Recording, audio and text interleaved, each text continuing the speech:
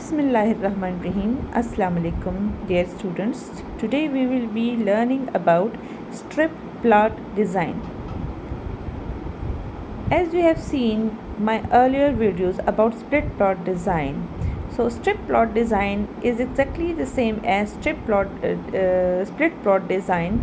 The only difference is that we will require rectangular areas for assigning different levels of the factors. For example, we have two factors A and factor B. Now the levels of factor A will be assigned to the rows.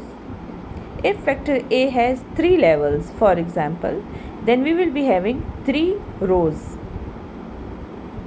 And let's suppose that factor B has 4 levels. Then the levels of factor B will be assigned to columns. Each column will represent each single level of factor B. So the row strips or the row rectangular area will be representing each level of factor A, and each column strip or rectangular area will represent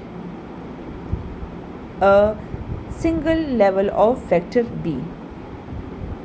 As we have different sizes of the strips or rectangular regions, that's why each factor will be having a different error source.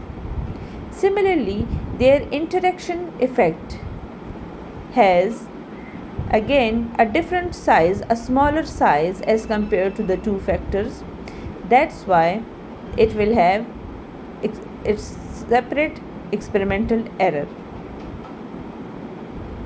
So if we have two factors, then ANOVA table will consist of the first source will be factor A, and after that its error of A.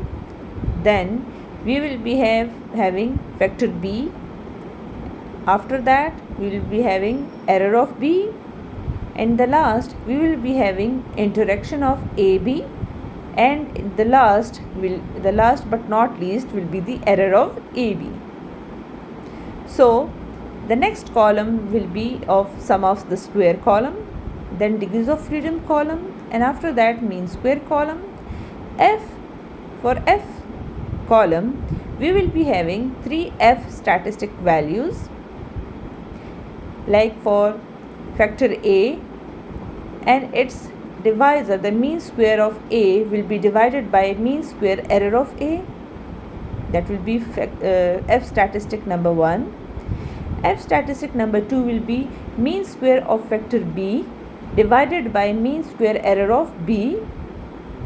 And the third F statistic will be we will divide mean square of AB divided by mean square error of AB.